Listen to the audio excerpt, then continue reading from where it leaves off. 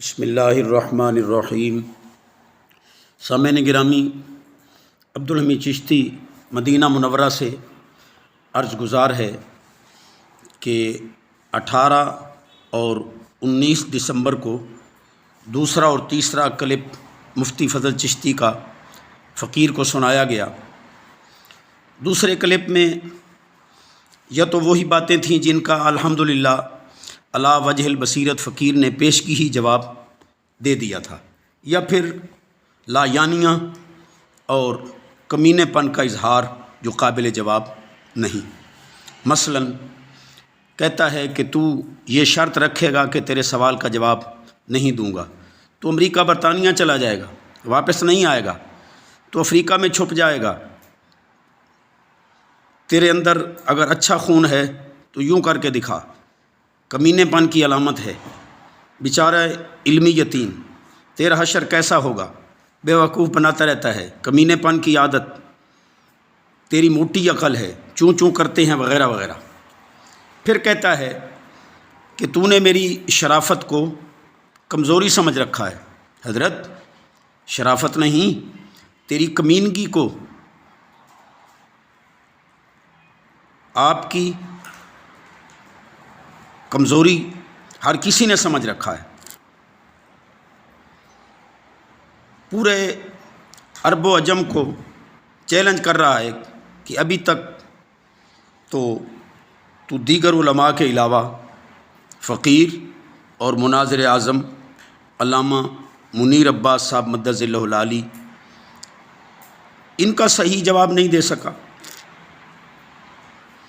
گستاخی صحابہ و اہل بیت کی یہ سزا تیرے لیے کافی نہیں ہے کہ سوشل میڈیا پر تیرے ساتھ جو ہو رہی ہے، یا تو خود اپنے کرندوں سے گندی گفتگو کر کے اپنے ساتھ کروا رہا ہے؟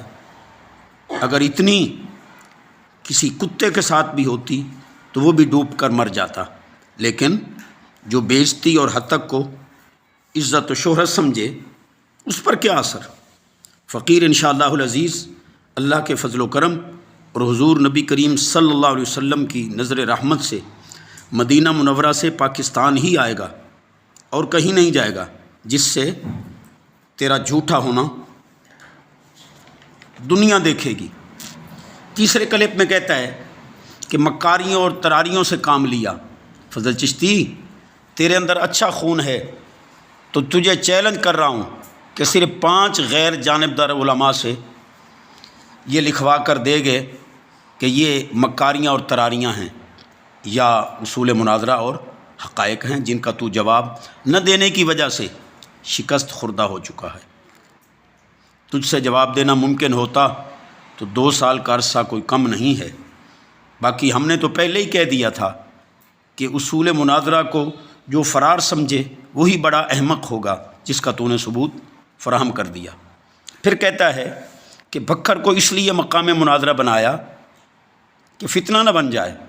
اس سے بڑا جھوٹ اور کیا ہوگا کہ ایک طرف کہتے ہو سندر کہ وہاں کتابیں ہیں، دوسری طرف بکھر، کیا وہاں ہر قسم کی کتابیں اور ساری لائبریری لے آؤ گے؟ پتہ نہیں کس کتاب کی ضرورت پڑ جائے۔ پھر کہتا ہے کہ میرا آبائی گاؤں جنگل ہے، نہ سڑک نہ مکان، وہاں خیمے ہیں،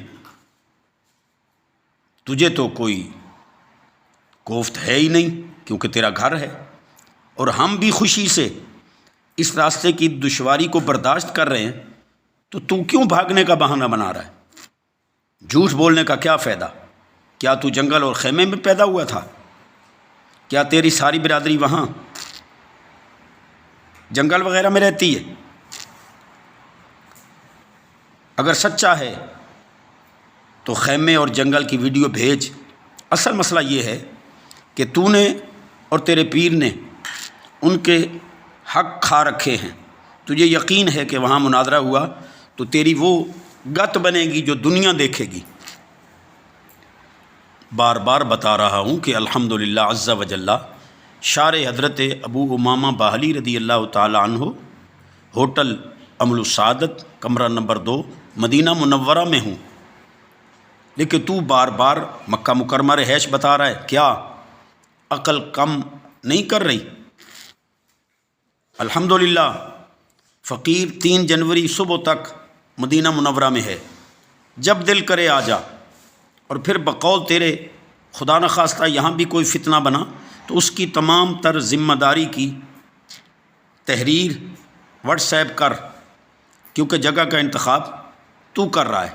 کیا تو ایسے جھوٹ بول کر اپنے کرندوں کی نظروں میں سرخرو ہو جائے گا؟ ہرگز نہیں۔ اور سن لے، جہاں بھی مناظرہ ہوا طریقہ کار وہی ہوگا جس کو تو نے مدینہ منورہ والے چیلنج میں قبول کر رکھا ہے، ورنہ شکست تسلیم کر یا اپنا تھوکا ہوا چاٹ، پھر جس مسئلے پر مرضی گفتگو کر۔ 3 منصفین اور بقایا کوئی شرائط ہوئیں تو یہیں طے کر لیں گے۔ ہاں، اگر فقیر مقررہ تاریخ تک مدینہ منورہ نہ ہوا تو تیرے آنے جانے کا خرچہ نقد ادا کرے گا، اور اگر وہاں ہوا تو تیرے عدم یقین کی وجہ سے تجھے میرا کل خرچہ نقد ادا کرنا ہوگا۔ پھر کہتا ہے کہ جو جواب میں سننا چاہتا تھا وہ نہیں دیا۔ فضل چشتی، فقیر کو تیری جہالت کا پابند نہیں ہے کہ تو جو بکتا چلا جائے میں وہی مانتا چلا جاؤں۔ میں نے اصول سے کوئی انحراف کیا ہے تو نشاندہی کر۔ پھر کہتا ہے کہ میرا مجمع تھا، تو نے شرارت شروع کی، تجھے کسی بچے نے انگلی چڑھا دی۔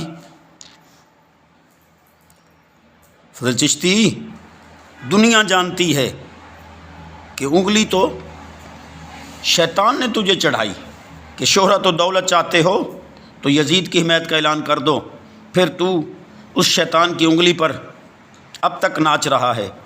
فقیر نے تیری گستاخی امام حسین رضی اللہ تعالیٰ عنہ پر گرفت کی، جو میرا شرعی حق تھا، جس کو تو انگلی چڑھانا کہہ کر گستاخی اہل بیت کا مرتکب ہو رہا ہے۔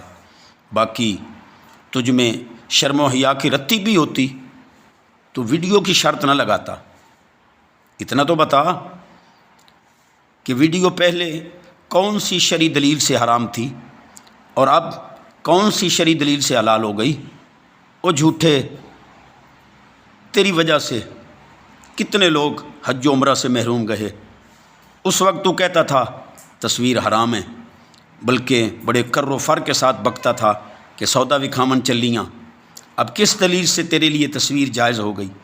اور تیرے پیر سمیت پتہ نہیں کس کس نے تیرے کرندوں میں سودا چیک کرایا۔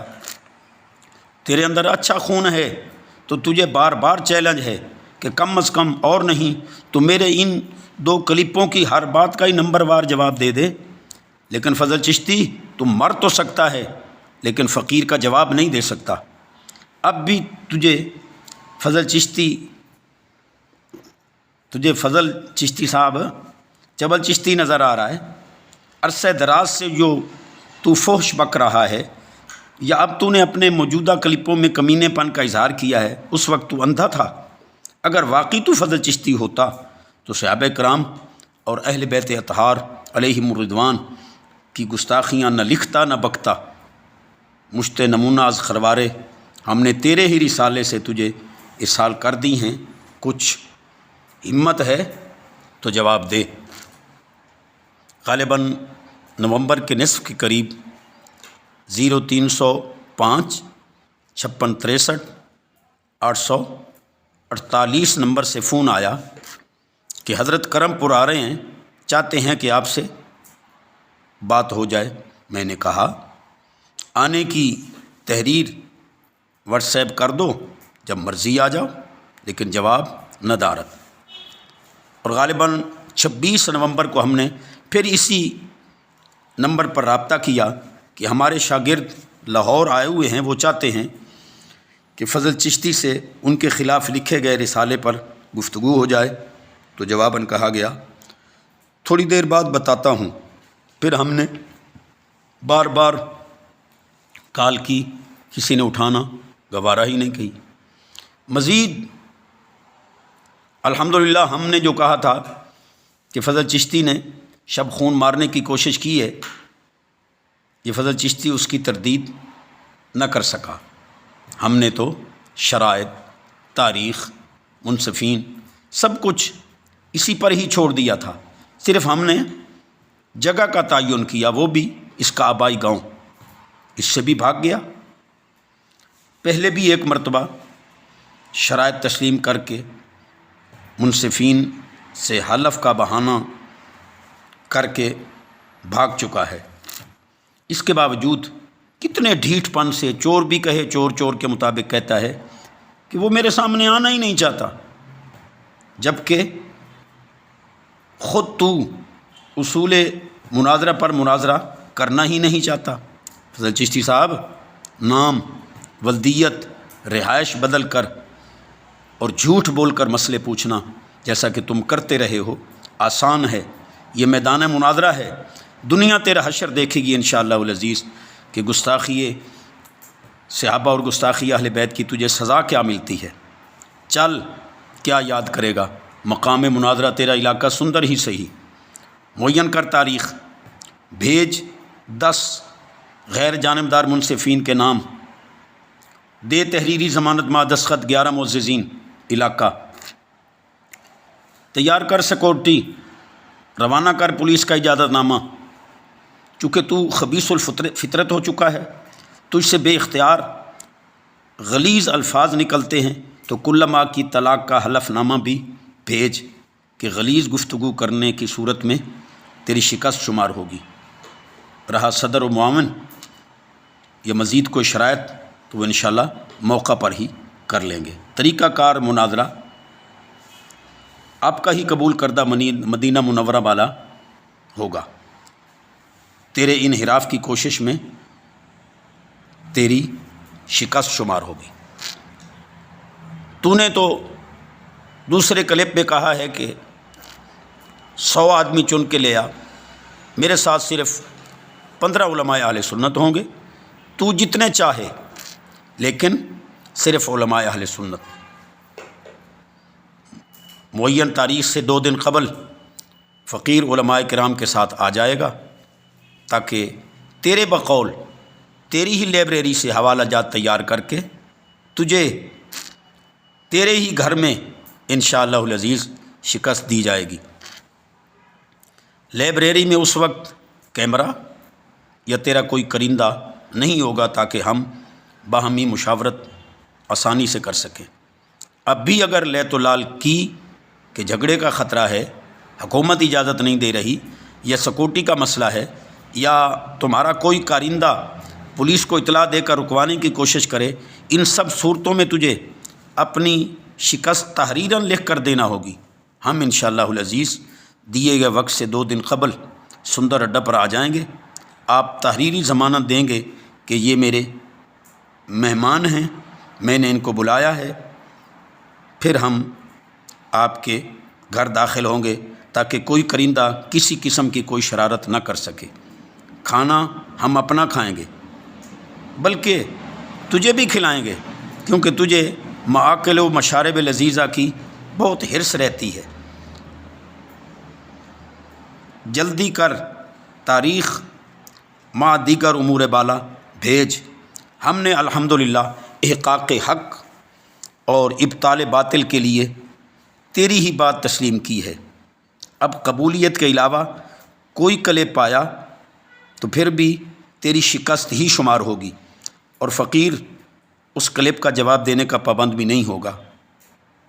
ہم آخر میں اہل علم و ادب سے معذرت خواہ ہیں کہ اس مرتبہ مجبوراً فضل چشتی کا جواب اسی کی زبان میں ہی دیا گیا۔ والسلام، عبدالحمید چشتی از مدینہ منورہ۔